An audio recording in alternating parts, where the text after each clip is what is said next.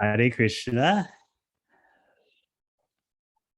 Today we'll be speaking from Srimad Bhagavatam, 7th canto, chapter 9, text 41.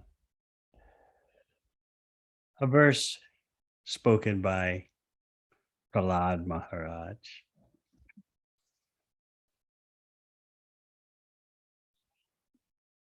And we'll also be looking at Brihad Bhagavatamrita,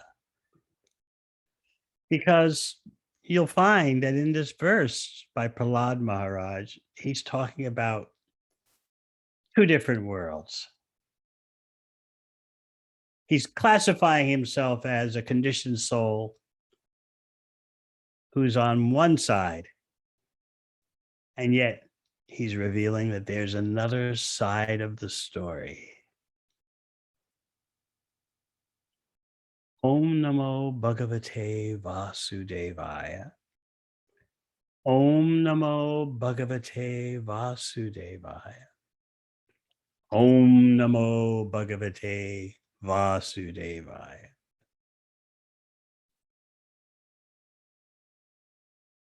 Evam sakarma patitam bhava vaitaranyam. Anyonya janma maranasana bita bitam. Pasyanjanam sapada vigraha vaira maitram. Hanteti parachara piprahi mudam ajya. Evam, in this way, swakarma patitam, fallen because of the reactions of one's own material activities. Bhava, compared to the world of nescience, birth, death, old age, and disease. Vaitaranyam, in the river known as Vaitarani, which lies in front of the doorway of Yamaraja, the superintendent of death. Anya, one after another. Janma, birth. Marana, death. Asana, different types of eating. Bita bitam, being exceedingly afraid. Pashyan, seeing. Janam, the living entity. Swa, one's own. Pada, of others. Vigraha, in the body. Vaira maitram, considering friendship and enmity. Hanta, alas, iti, in this way. Padachara, oh, you who are on the other side of the river of death. Piprahi, kindly save us all from this dangerous condition. Mudam, we are all foolish, bereft of spiritual knowledge. Ajya, today, because you are personally present here. Translation.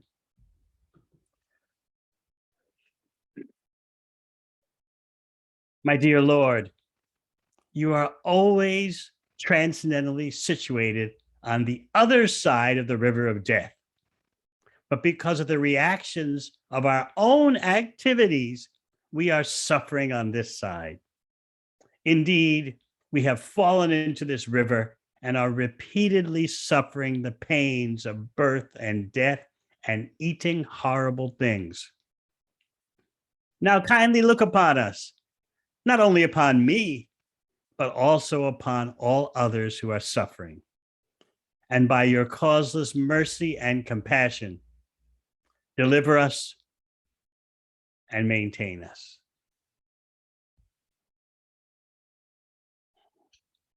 We'll read Srila Prabhupada's purport.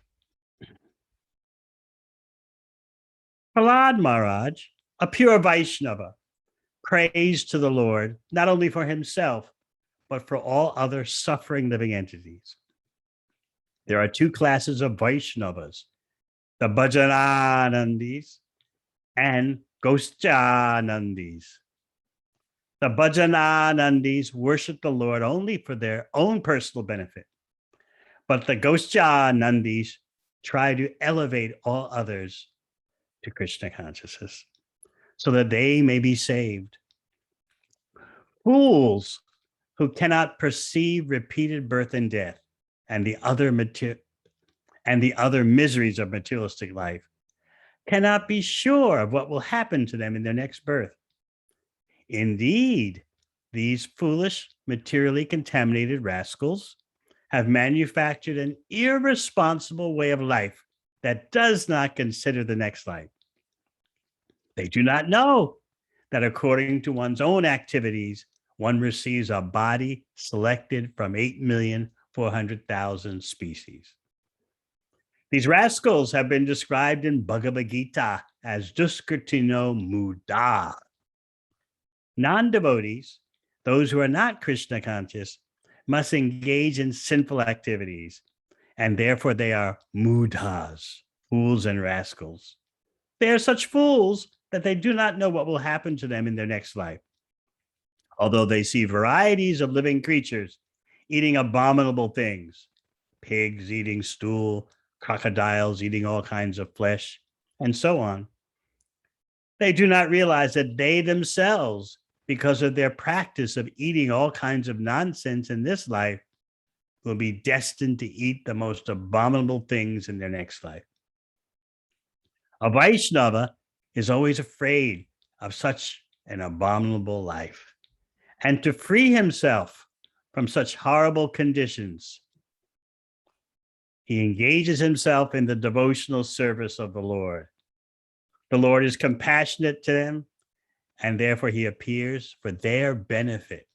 Yada yada dharmasya glanir bhavati bharata abhyutanam adharmasya tadatmanam srijam yaham.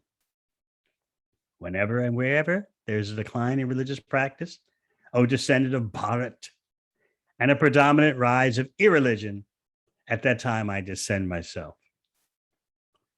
The Lord is always ready to help the fallen souls, but because they are fools and rascals, they do not take to Krishna consciousness and abide by the instructions of Krishna.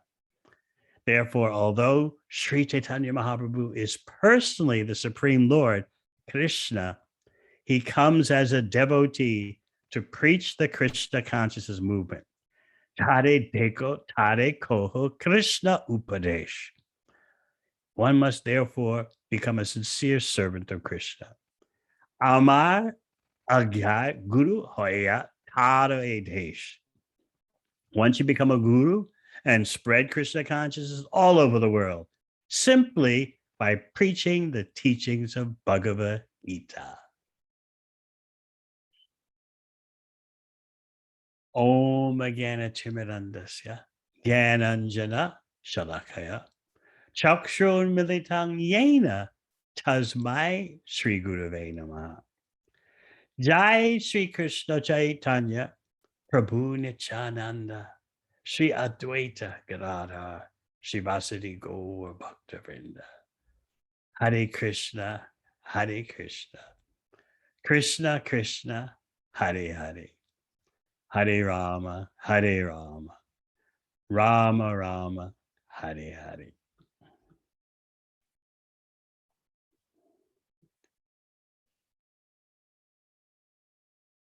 What is Prahlad Maharaj saying here to start off with? Basically, he's pointing out it's our own fault that we're in material existence, in the material body, in our various material situations, which sometimes seem pleasant and at other times seem terrifying. What is this happiness and what is distress? The acharyas have analyzed, and let's see if we're sharp enough to assimilate this scientific truth about happiness.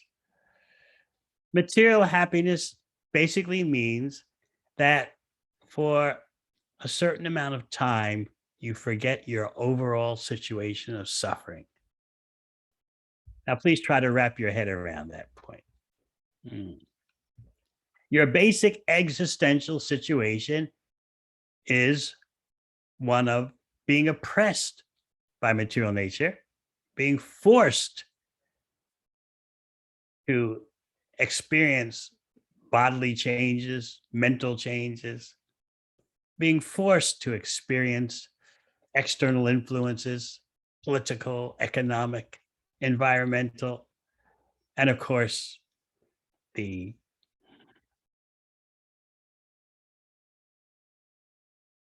response of material nature to our rebelliousness also comes to us. So just think what it's like when you think you're materially happy. Now, sometimes people have the idea that bhakti yogis, our devotees, are like killjoys. We're just cynics and we're down on everything material. That is not so. We are being very analytical and very scientific in appraising what is the worth of material happiness. And it's something that I hope you all think about because we're not meant to be blind followers, sentimental true believers. We're meant to think deeply about our own life. Now, you'd be shocked to know that people do not consider deeply their own existence. They don't care. But because the blanket of ignorance that's covering them, Akshay Patmika Shakti, this is the covering potency of Maya. Because of that covering potency blanking people, they have no idea that they're missing the whole point of life. They just take things as they come.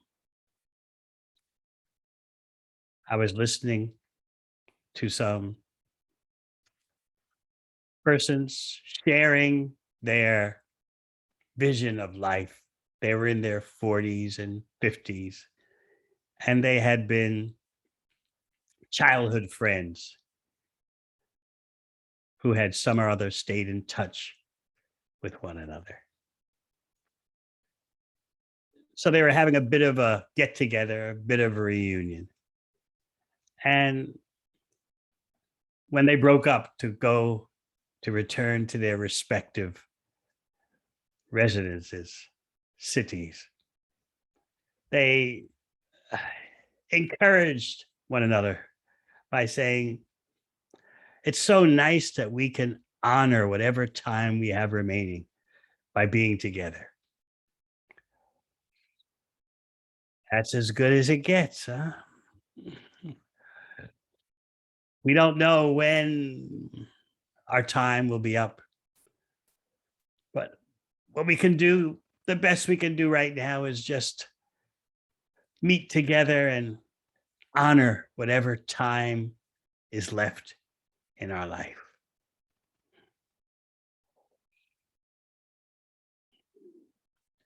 Following in the footsteps of Prahlad Maharaj, we protest, the Bhakti yogis protest this kind of existence.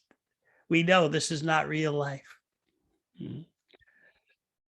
I was thinking, what's a typical, what is a typical mindset?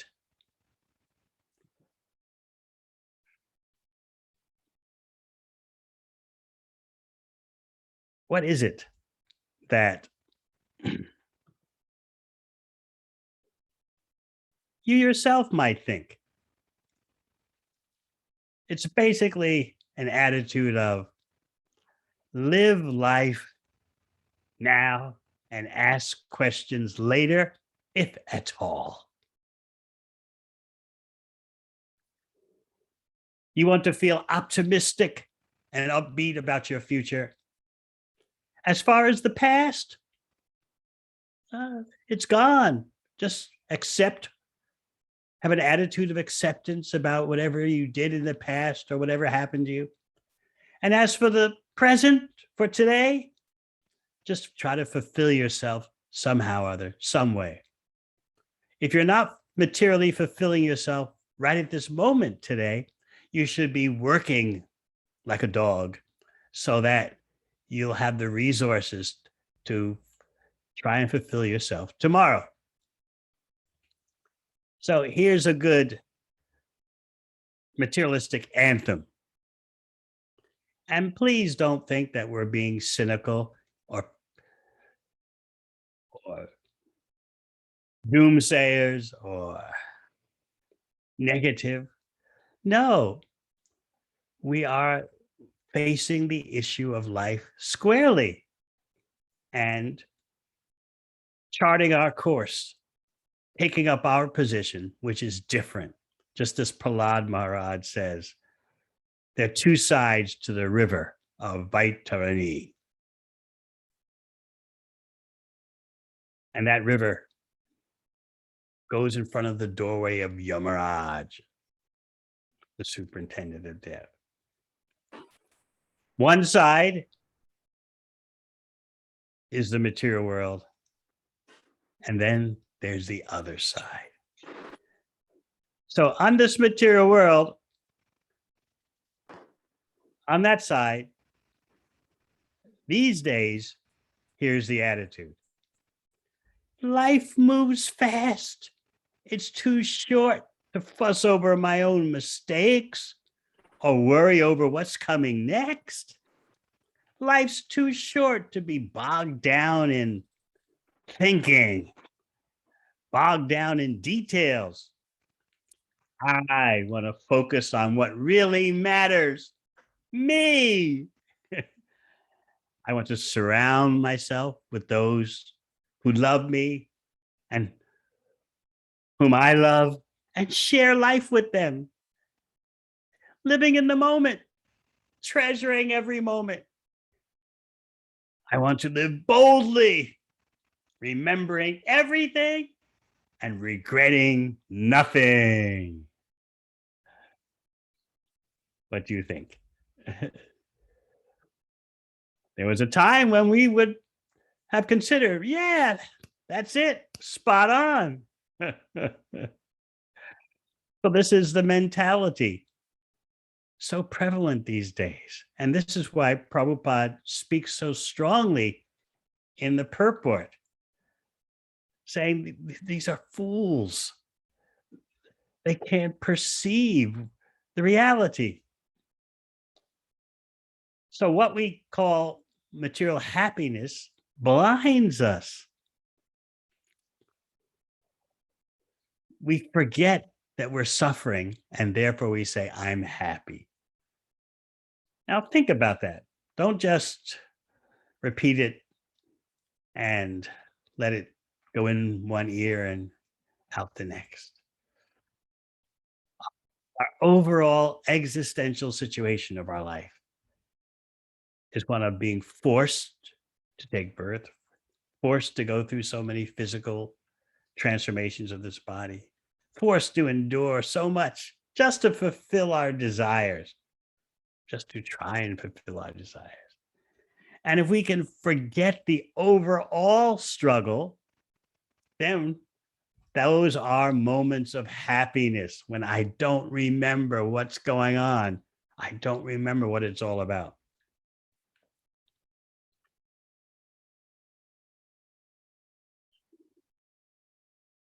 We're like some kind of insect that lands in liquid molasses. And we think the experience is going to be so delightful. But the whole experience is about our demise, our extinction. The more we understand how forgetfulness plays such a major role in life, the more we'll start to see through the curtain of illusion. Now, why is Prahlad Maharaj talking about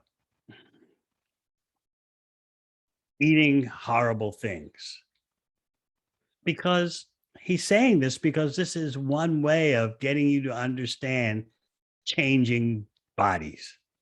In other words, different bodies are attached to eating different things. It may take you a while to take this point seriously. You think, well, I'm a human being. And yeah, maybe before I was a meat eater, but eating at a cafe or eating at fast food place, or maybe you had more money and you were dining more exquisitely. Still,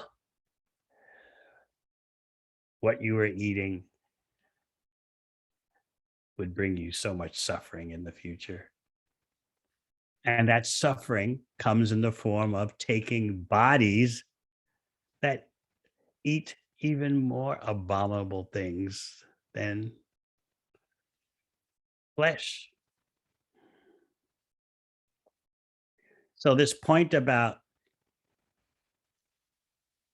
repeatedly suffering the pains of birth and death and eating horrible things is educating you as to how you can take, for example, the body of a dog and you're rummaging through a rubbish bin or garbage, scraps, and I know you never think of this as a human being, but the dog is in heaven relishing those scraps that it pulls out of a rubbish bin. The dog, you want to know for sure, go watch. When the dog finds some leftover bones or gristle or food garbage, it is in ecstasy. Now you might wonder, and there's a point to bringing up this point. Forgetfulness. The dog doesn't ever remember that it might have been a human being eating in an exquisite restaurant in the previous life. Why doesn't the creature remember? Because of the covering potency of Maya. Otherwise, if you remembered, if the dog remembered that I was a human being previously, the dog couldn't continue to exist. The, the whole remembrance would be too traumatic. So, therefore, this is the mercy of Maya that you don't remember. Otherwise, you could not push on, whether as a human being, a dog, a cat. This is Prakshe Patmika Shakti, the covering potency of Maya. First, there's Avaranatmika Shakti, the throwing potency of Maya. What are you doing trying to practice spiritual life? Who do you think you are? You should just be concerned with your material career, your material fulfillment, and leave it at that, like everyone else. That's Avaranatmika Shakti, the throwing potency of Maya, throwing you back into her clutches. And then you're covered over. You forget what is real happiness and you accept the counterfeit happiness as your goal in life. If I can just be happy for a few moments, for a few days, have some good experiences, that's all I want. I don't mind working like a dog and being humiliated and beaten by a boss, so to speak.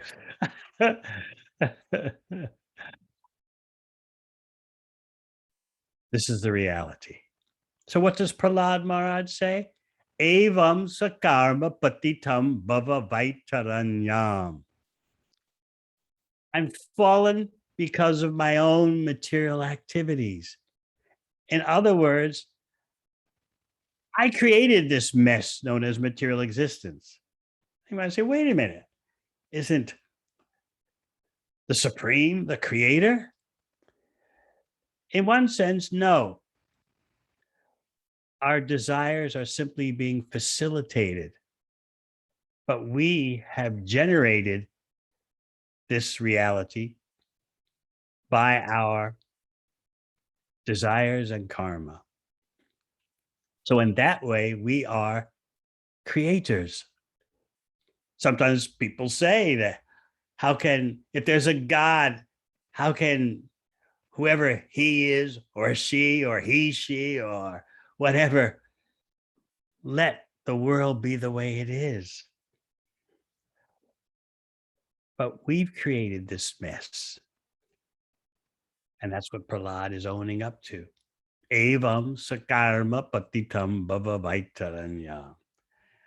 On this side of the Vaitarani River, the river of death, we're responsible for the mess 100%. So you might say then, well, okay, if we accept that we are responsible, we are the creators of this mess, why doesn't your Krishna do something about it? How can he just mercilessly let people suffer pandemics, climate change, wars, famines, natural disasters? How can he just stand by and let this happen? But he's not standing by. He's sending his message everywhere. It's Bhagavad Gita. The devotees are going everywhere, presenting the option. Always think of Krishna. Mamana bhava madbhakto. Become his devotee. Now, if you don't take it, what can be done if you don't take the opportunity? Now, I bring this up so that we can search our heart and see, do we have some kind of resentment against Krishna? Why did you let this happen to me? Why can't I be materially fulfilled? Why do I have to control my mind and senses? Why can't I just be the enjoyer? Why can't I be the controller? Can't you let us do that? And so you might feel this resentment, this deep set anger buried inside. Why do our attempts to pursue material happiness have to end up in such frustration? Where is Krishna? But Krishna has come himself as his own devotee just to show you how to proceed in bhakti. You couldn't understand it when Krishna came 5,000 years ago. So he comes again as his own devotee. And he sends his devotees everywhere. Now you might say, well, what if someone is born in a part of the world where somehow or other they never contact devotees? But here is what you're overlooking when you bring that up. I used to think about this point growing up in a Christian family. I remember I was about 4 or 5 years old, and I was always thinking, well, suppose I grew up in some remote part of the world, Mongolia or something, and no one knew anything about Jesus. What would become of me? How could I be blamed for living an ungodly life? But when you look at the picture in that way, you're seeing through the lens of one life is all there is. This lens is a Western affliction. Everything is analyzed through the prism of you're only having one life. So if they didn't get a chance in this life to hear about Krishna, well, then I guess that's it. Eternal damnation. No, this life is so short and it's just one of countless lives. As Prahlad says, mhm, Anyonya Janma, one after another birth, one birth after another birth after another. So when you see the whole span of lifetimes, you'll see that there are always opportunities, either in the past life, this life, or the next life, that you can encounter a devotee somewhere, somehow, and find out about Krishna. But we're so mean spirited and so vicious that we're just looking for an opportunity to blame Krishna. You made this mess. Why don't you pull us out of it? If you're so merciful, why don't you just make us Krishna conscious? But as you begin to see with eyes smeared with bhakti, you realize how unlimitedly merciful Supreme Personality of Godhead is. So please think about this point, what we call happiness. And it may take you some decades to get to the bottom of this scientific truth. What we call happiness is actually just the forgetting of our overall suffering situation. Think about it, please. Now, we've talked about what's on one side of the river Vaitani, but what about the other side? I'd like to share with you a section from Brihad Bhagavatamrita. And there in this particular section, you'll see that the reciprocation between the Lord and his devotee is the same, whether in the material world or the spiritual world. Krishna has an ambition to please his devotees, and the devotees have an ambition to please Krishna, whether they're in the material world or in the spiritual world. That ambition remains the same. We'll see this in the case of Gopakumar, who is now in Dwarka in the spiritual world.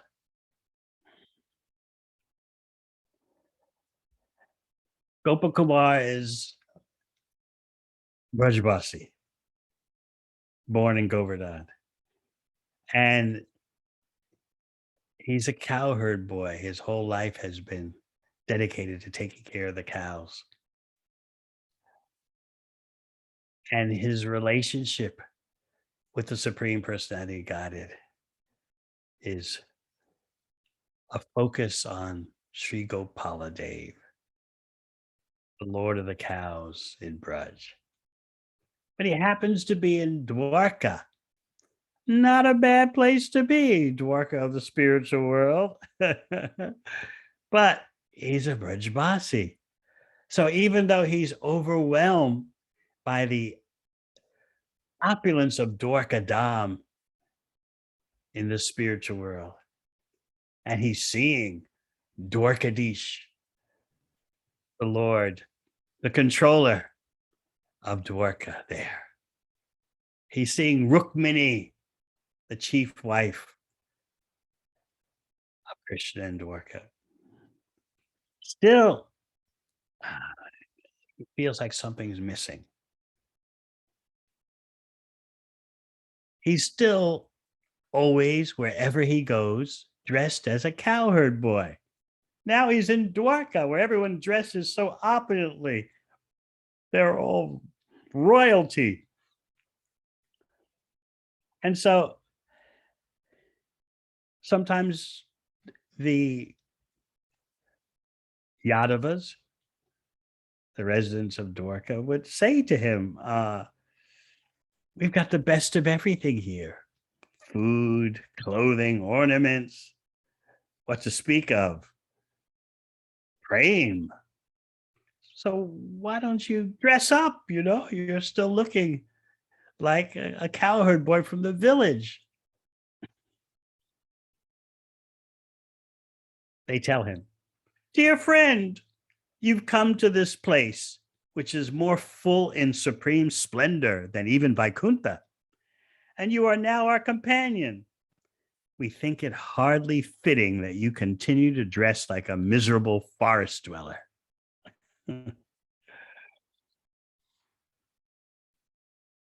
They couldn't tolerate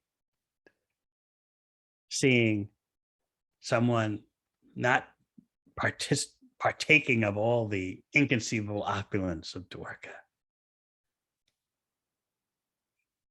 And Gopakumar was hiding something. He didn't want them to know that in spite of being so overwhelmed by the Dwarka experience, he was longing for Goloka Vrindavan. They said to him, the way you look, it's troubling our mind. So please dress like us. And in this way,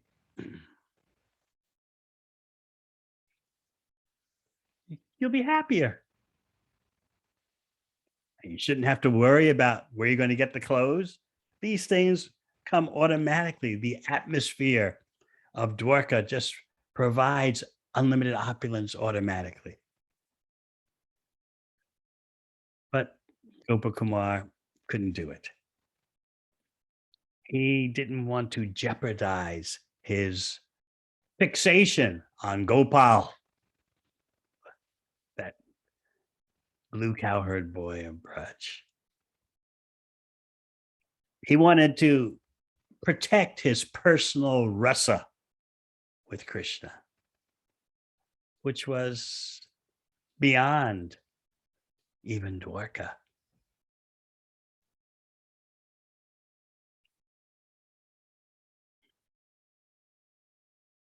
And he was feeling a bit uncomfortable. He couldn't attend all the gatherings in Dwarka because they were so, like the Sudharma Assembly Hall, so many crowds of kings and sages and whole royal court experience. This wasn't Gopakumar's heart of hearts, although he certainly appreciated being in Dwarka, beyond Vaikuntha, but he was longing for Goloka Vrindavan. Who was he going to tell that to? He wanted to see Gopaladev tending the cows in Vrindavan.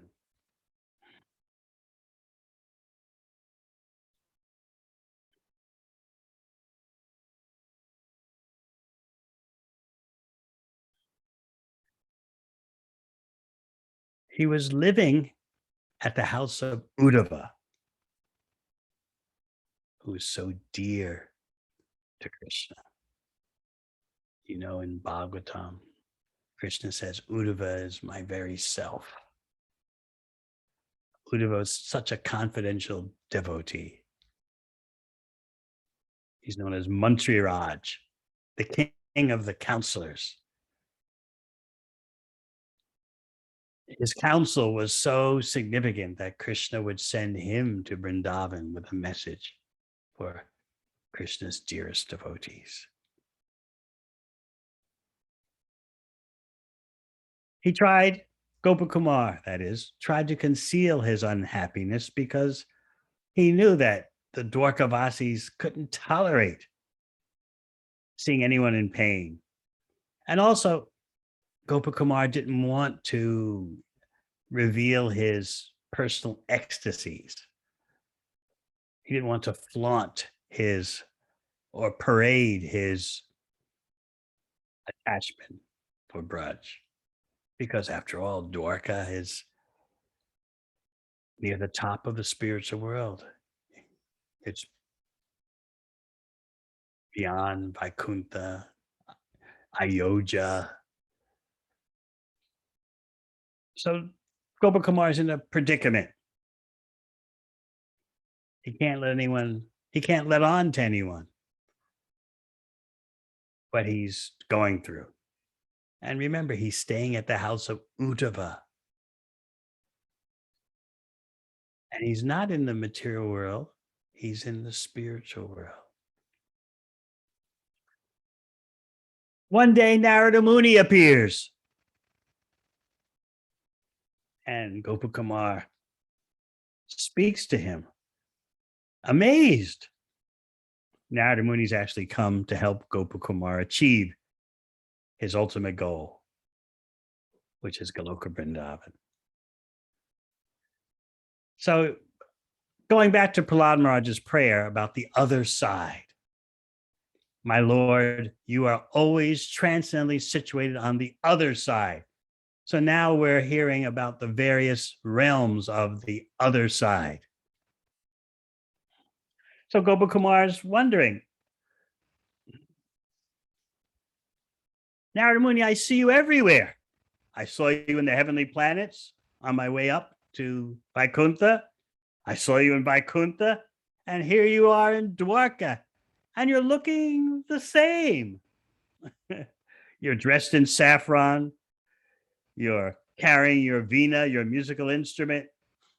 You've got the same humorous disposition. So what's going on? Narada Muni will tell him, haven't I explained all this before about the potency of devotees? Just as the Lord can expand himself, similarly, powerful devotees of the Lord can expand themselves into multiple forms, even though they're one.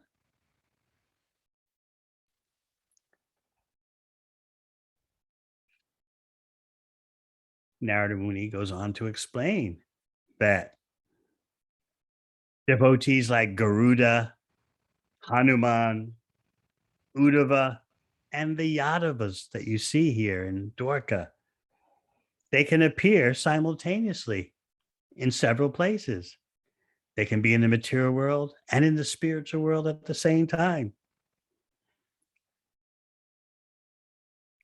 Uddhava, whose house Gopakumar is staying at, can be one of Krishna's companions in Dwarka on earth, and simultaneously, he's present in the Dwarka of the spiritual world.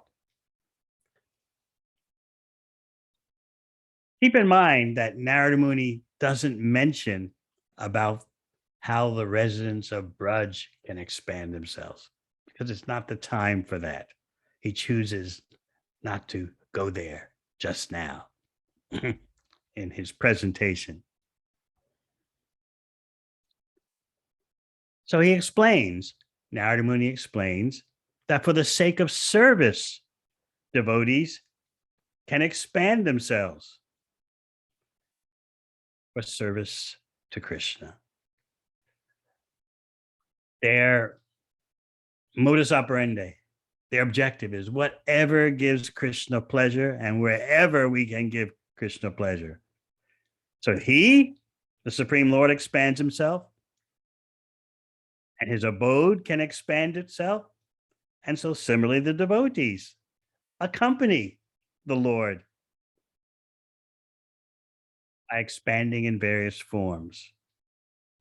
In other words, Narada Muni is telling Gopakumar, don't be so astonished that I can appear in so many places at once for the service of the Lord. And then Narada Muni kind of turns the tables on Gopakumar.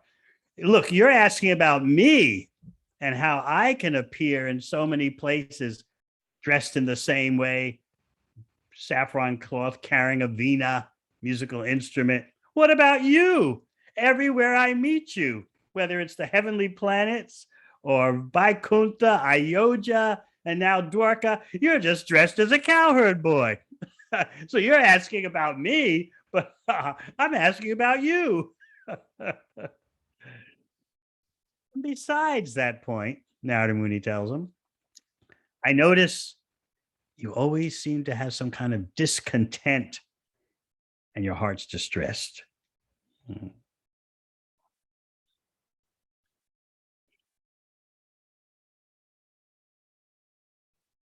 Narada Muni saying this observation touches Gopakumar's heart deeply, and he takes hold of Narada Muni's feet and says, you know everything about this.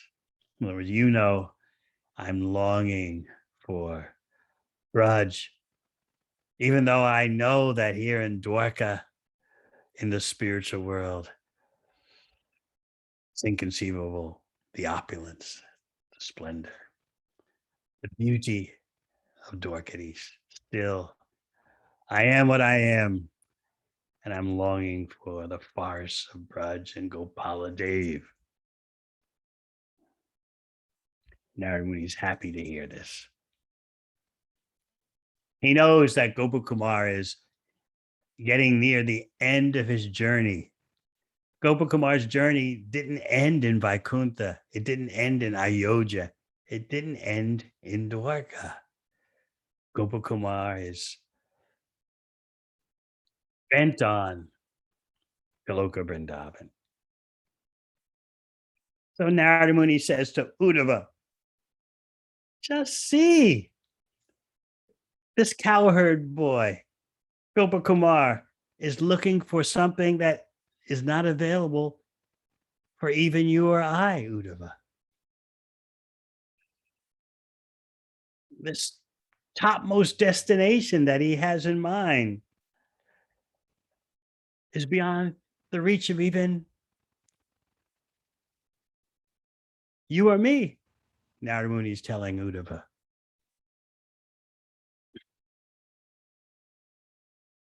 And then Narada Muni requests Uddhava, you're always anxious to favor the residents of Braj.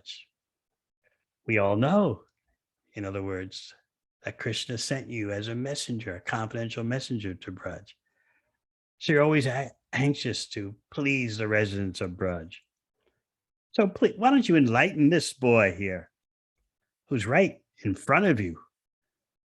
Take a few moments and help him to relieve the distress in his heart.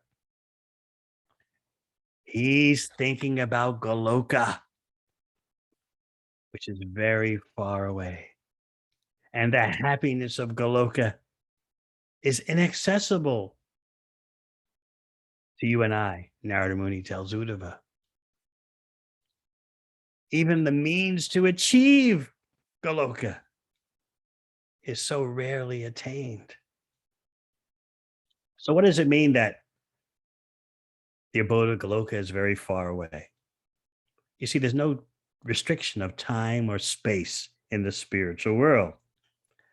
But Narada Muni and Uddhava are referring to Goloka as being far away because not everyone can attain Goloka, but to speak of approach it. And Narada Muni is saying to Uddhava, you and I, Uddhava, we can't go there. Therefore, far away, but far away, not in terms of, as I said, time and space, because time and space have no material presence in the spiritual world. So Uddhava responds, this Gopakumar was born in Brajabhumi. He's always been a cowherd, and he's firmly fixed in the worship of Lord Gopal. He's so much greater than you, Narada, or I. Devotees are always taking the humble position Krishna says Uddhava is his very self. And here Uddhava is saying, no, this Gopakumar is greater than Narada Muni, greater than me. How did Narada Muni take that? Hearing from Uddhava that this Gopakumar is greater than Narada and Uddhava? He was delighted to hear that. Can you believe that? Someone says that someone else is greater than you, you're usually, are you sure about that now? But Narada Muni was delighted. And he urged Uddhava onward. Please hurry up and instruct him so he can go to Galoka. What's Uddhava's response? Again, such astounding humility. Narada Muni, I'm in your presence. I'm a Kshatriya by birth. I can't instruct anyone in your presence. You're the Brahmarshi, the great Brahmana Rishi sage sadhu. I'm a Kshatriya. I can't teach in your presence.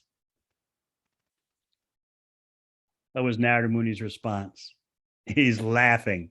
He says, Uddhava, you're in Vaikuntha and still you think you're a Kshatriya. No one has a material body in Vaikuntha.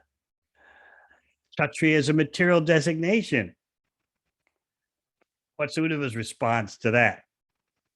What do you want out of me? How can I stop thinking I'm a Kshatriya when even the Supreme Personality of Godhead doesn't stop thinking he's a Kshatriya in Dwarka? But of course, there's no question of material designation. It's all Leela. It's all about pastimes. Uddhava explains, here in Vaikuntha, the Lord maintains the religious principles of civilized people just as he does on earth. He behaves like a proper family man, conquers his enemies, shows respect to elders and brahmanas, and so on. So whether in the Dwarka on earth or in Vaikuntha, Krishna Dev acts and thinks like a Grihastha Kshatriya. But there's no question of material designations, material roles. Everything is just pastime for the pleasure of Krishna and his devotees. So in Dwarka, Krishna acts like a responsible householder. What was Narada Muni's response on hearing this? He laughed and jumped up and down.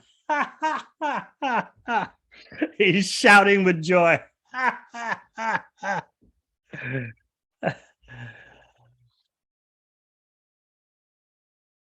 And he speaks. Just see the amazing charm and glory of the personality of Godhead's pastimes. Just see in those pastimes how seriously he's committed to his devotees who are serving him and him alone.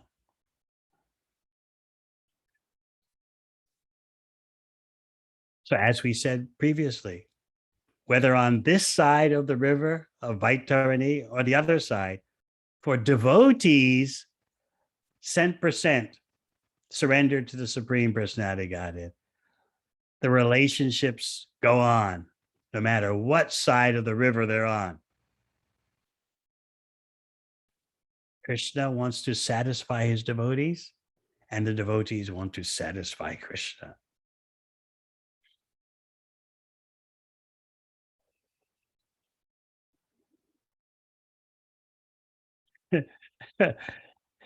Narada Muni says something very striking. He says, look, I'm an experienced devotee. Even an experienced devotee like me is bewildered to see such pastimes, which make us all wonder, am I in Dwarka of Vaikuntha or am I in Dwarka of the material world? Just like the difference between Gokul and Goloka. You may have wondered. Practically, there's no difference. One detail you could say is that in Gokul, Rajabhumi, Krishna's abode in the material world, most of the time, only a few persons, perfected persons, can see Krishna there. The exception is when, like 5,000 years ago, Krishna appears. Then everyone can see him in his abode. But of course, not everyone recognizes who he truly is. But most of the time, because his Leela is unmanifest in Braj, only a few persons can see him. But in Goloka, everyone can see him all the time. So I'd like to conclude with these words of Narada Muni and Sanatana Goswami's explanation. Narada Muni says that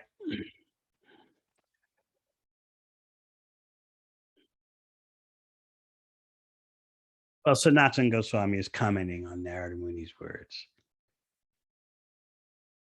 If Krishna deals virtually the same way with his devotees in both the spiritual and material worlds, what is special then about Vaikuntha? You'd be shocked to know basically nothing. But wait a minute. Aren't we all supposed to want to get out of this hellish material world and changing bodies and anyonya, janma, one birth after another birth after another birth?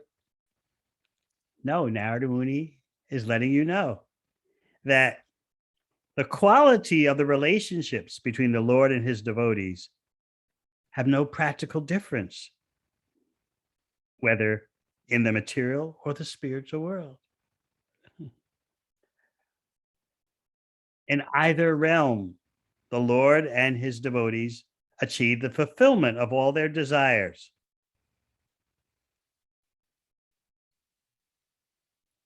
For devotees, nothing is as important as the opportunity to always serve the lotus feet in pure love.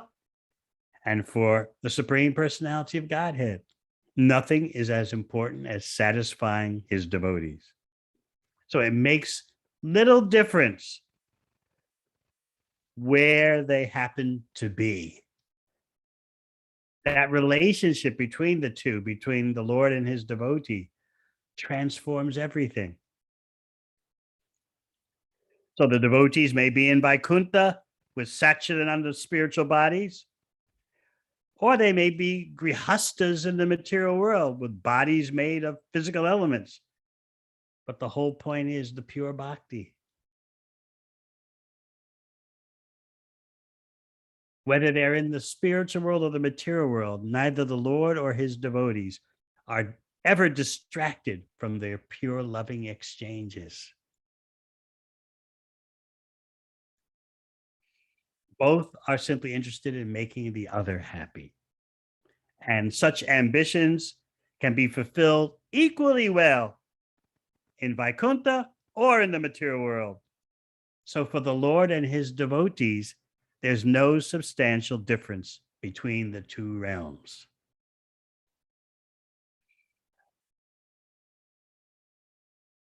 So in this way, you can consider very deeply Prahlad Maharaj's words. My dear Lord, you're always transcendently situated on the other side of the river of death, but we are on this side. But for a devotee like Prahlad, it's all the same. Remember Prahlad refusing Lord Nrsimhadev's offer of benedictions. Prahlad, it is my pastime to fulfill the desires of my devotees. Take whatever you like from me. How about liberation? Prahlad, no, no, no. You don't want liberation from the material world? How about becoming my associate in Vaikuntha? Prahlad, no, no, no. All he wanted was a chance to perfect his devotional service, birth after birth. He was focused on the service, not the location. And of course, that kind of focus on the service transforms locations, changes the material world to the spiritual world.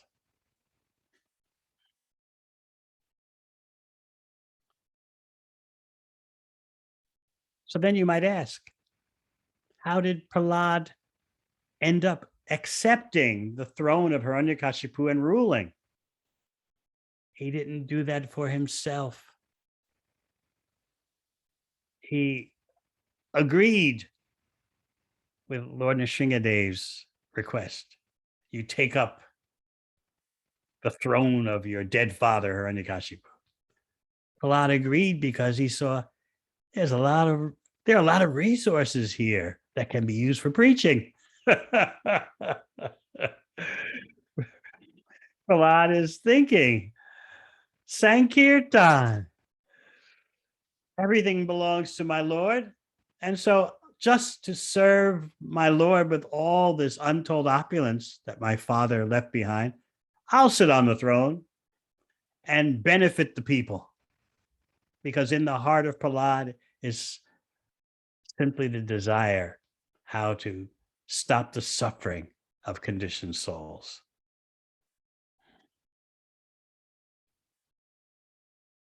So that's the reason why Prahlad took up the royal post. He saw a strategic opportunity for benefiting the conditioned souls. But for himself, he wasn't interested.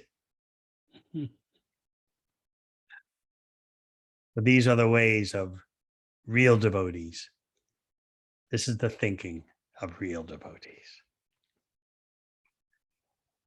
All right, maybe there are some questions.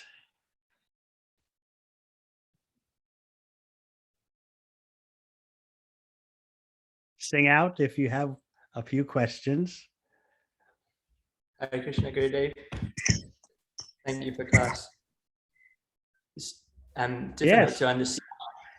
difficult to understand how material happiness is only the negation or the forgetfulness of distress when it appears that people are enjoying in greater or lesser degrees. So how do we as devotees relinquish that illusion of happiness and move towards, real kind of happiness? Constant hearing is required. We are living in an ocean of forgetfulness. You can't just hear it one time. You have to hear it every day. Just like we chant Hare Krishna every day, similarly, we fortify and nourish our intelligence every day by hearing Srimad Bhagavatam, Bhagavad Gita. I'm glad you asked that question. We're living in an ocean of forgetfulness. It's not that forgetfulness is just something that comes and goes. No, it saturates our atmosphere. And therefore, amidst this massive infection, this massive pandemic of forgetfulness, the only vaccination that works is hearing about Krishna, chanting Hare Krishna. Otherwise, we're finished. There's no question of spiritual life.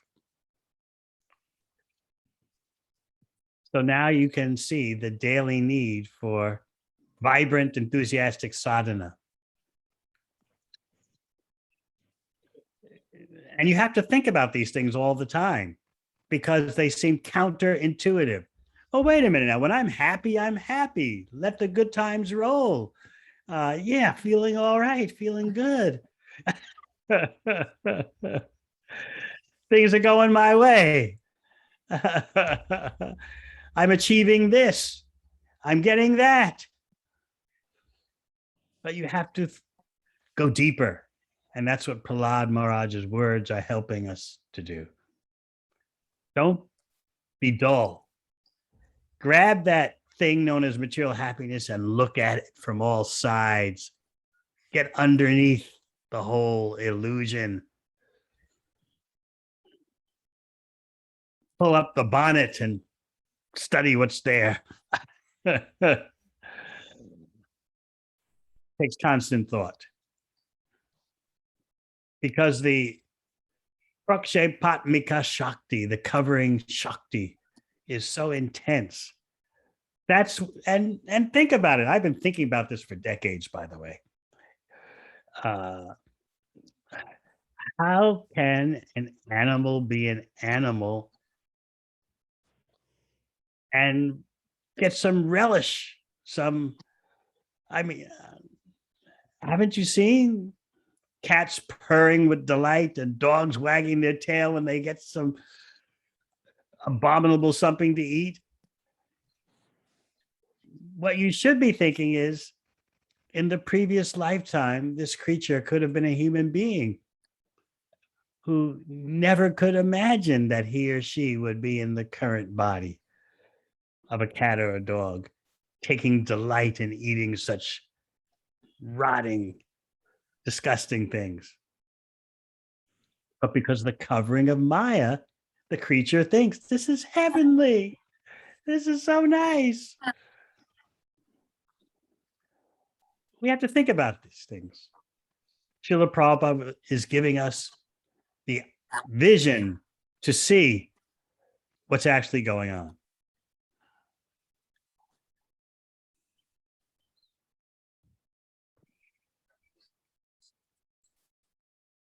Anything else? Martin had a question.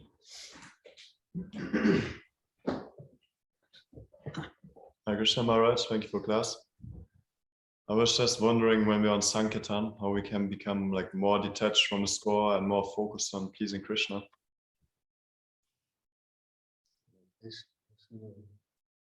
The score is for Krishna's pleasure. Therefore, you do your best, and then you can say, asking how spiritual world, and Krishna is always Hare Krishna. So you do your best. That's your responsibility. Just like Krishna tells Arjuna in Bhagavad Gita, victory or defeat is not your concern. Nimitta matram bhavasavasacham. Just be an instrument. Keep hearing that. Keep hearing that. It'll start to sink in.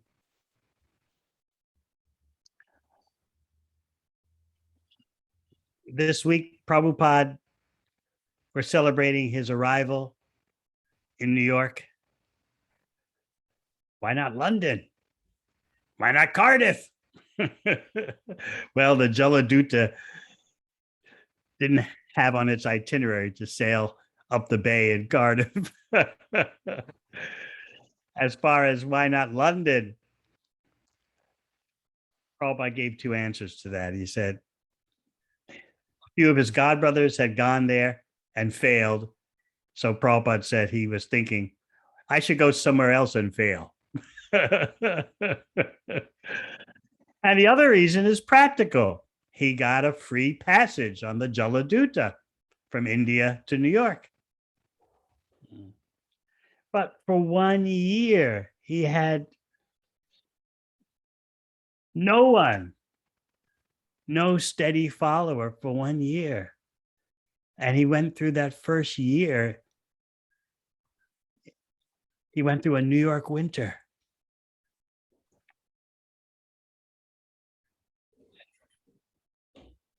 Nothing worked out for him.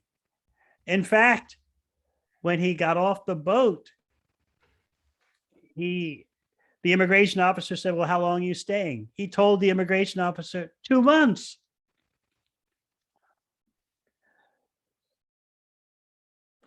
That was his plan. But he kept renewing his visa, even though he had no followers. Even a year later, right before he moved to Second Avenue, the famous Second Avenue beginning, he was still thinking about going back to India. But he was always open for Krishna's indication. You would think, oh, those lucky persons who were there with Prabhupada from the very beginning, getting his personal association, these old men and old ladies at some yoga club. You would think they would be transformed. No, they weren't. There was one, you can read in Prabhupada's diary that there was one lady who he wanted to edit his Bhagavad Gita manuscript. Prabhupada was reaching out to anyone and everyone, trying to get something going with that compassion, like Prahlad Maharaj. So he made an appointment with this lady to take her on as an editor for his manuscript. But she turned him down because she realized he speaks out against monism. Mm.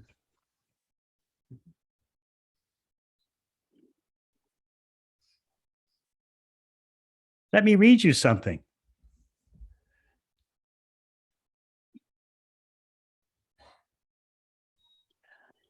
About Prabhupada spending Gaur Purnima alone. No followers, no associates, no devotee celebration. He writes in his diary, according to the calendar, today is the day before Gaur Purnima. I know what's going on, he's saying. Devotees at Vrindavan and Navadvip are enjoying the celebration. I am here alone without any devotee companion. But I've come here to serve the Lord and not for my personal happiness. I am prepared to live in hell even if I'm able to serve the Lord. Sri Chaitanya Mahaprabhu wanted that his mission should be propagated all over the world, and that is my objective. I do not mind the inconvenience personally felt. So that is the consciousness of an eternal resident of Goloka Vrindavan.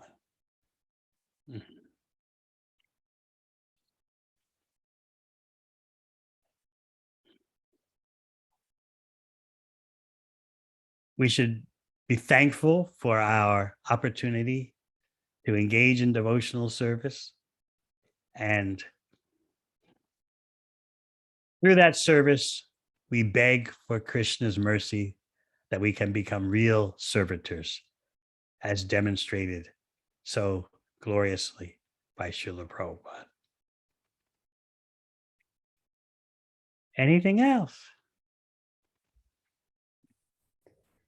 Hare Krishna, Gurudev. I just have a question. It seems as though there's so many different hellish planets in the world, or in the hellish planets, and there's so many specific hellish planets for specific things that you can do. So it seems as though every living entity who doesn't come in contact with Krishna, do they all just go to the hellish planets? I'm just confused about this point. Not always, but these days, what you've read in the 5th canto about actions that lead to a particular hellish destination, those actions are everywhere. They're considered normal life. So this is the disaster that someone with transcendental knowledge, with the eyes of transcendental knowledge, this is the disaster they can see. And that's why Prabhupada speaks so strongly in that purport to Prahlad Maharaj's verse. Again and again, he says, fools, rascals. They've manufactured an irresponsible way of life that does not consider the next life.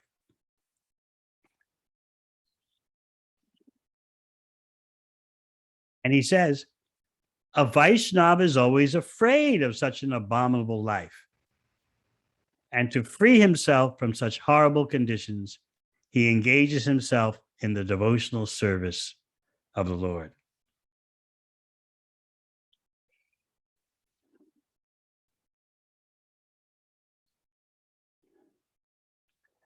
You don't spend eternity in the hellish planets. You get a chance after millions of years to come back to the human form.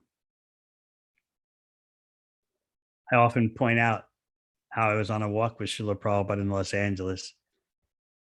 And he explained that the Shastra is speaking generally when it says you lose your human form of life and become a monkey or a dog or a cat, and then you come back to the human form.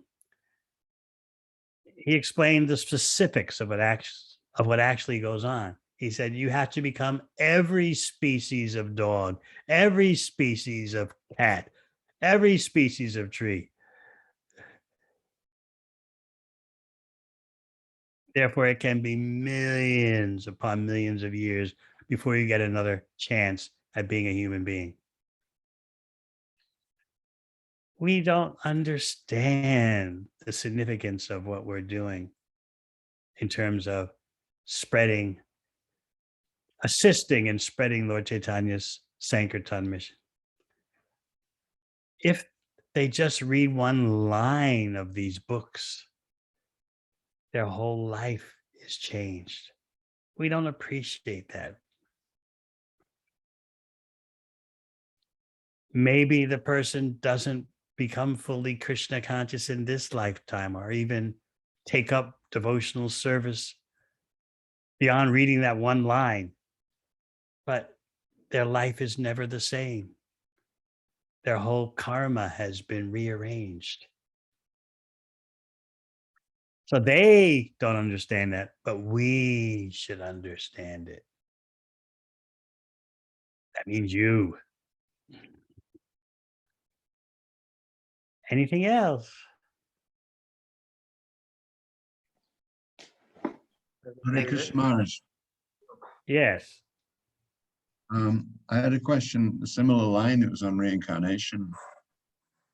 So you do good things and you attain the heavenly planets. If you do bad things, you take birth on lower species like trees or animals and so forth. So what kind of karma or activity would it take for you to take birth in the heavenly planets as a tree? Is that your goal? This know.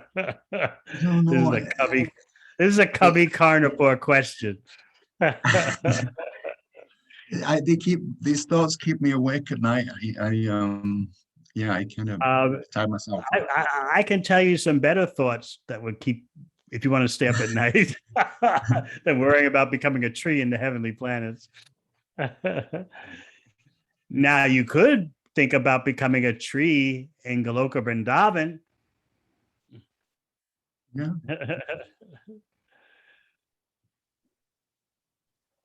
But those trees that can see Krishna's pastimes are very special.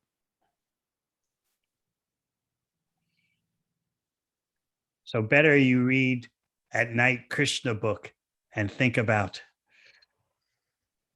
becoming inspired by Krishna's associates. Use your creative, fertile brain in that way. All right. Yes. Hare Krishna, Gurudev. Yes.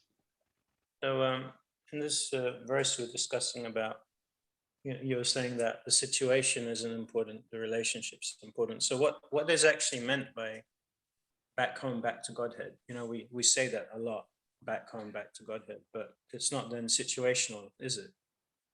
It's not geographical in the physical sense. Back to Godhead means absorbed in Krishna's service. So therefore, as Narada Muni is telling Uddhava and instructing Gopakumar, whether the Lord and his devotee are relating in the material world or in the spiritual world, it's all the same for them.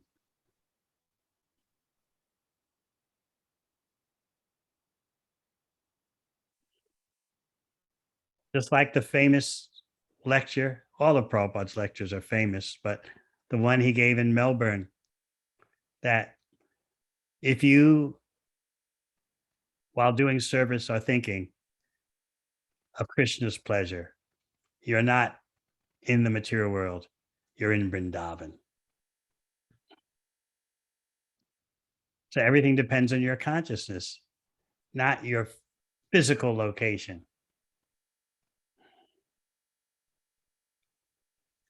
So that is the point of Narada Muni making his presentation. There's no real difference between the Lord and his devotee in the spiritual world or in the material world. Even though in the spiritual world, the devotee will have a Satchidananda body, and in the material world, the devotee will have a material body that's fully spiritualized by being engaged in Krishna's service. But still, there's no, the essence of it all is relationship, and there's no impediment to that relationship between the Lord and his devotee, whether in the material world or the spiritual world. Therefore, Srila Bhaktivinoda Thakur writes in his song Shuddha Bhakata Charanarenu about his performing arati in his home. And while he's performing arati, he sees his whole house turn into Goloka Vrindavan. So he's showing the peak potential of household life.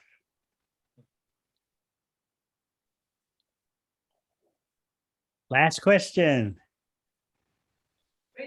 Hare Krishna, Gurudev. I just had a question around, I've heard that when we become initiated, we're eternally connected to the spiritual master. I was wondering if you could explain that obviously if we don't perfect in this life, then we need to take another birth. And yeah, how that works. Do we automatically then take birth so that we can then continue our service to our spiritual master, or somehow the relationship goes on. It's not a material relationship, so it's not dependent on material presence. But somehow or other, it will be there.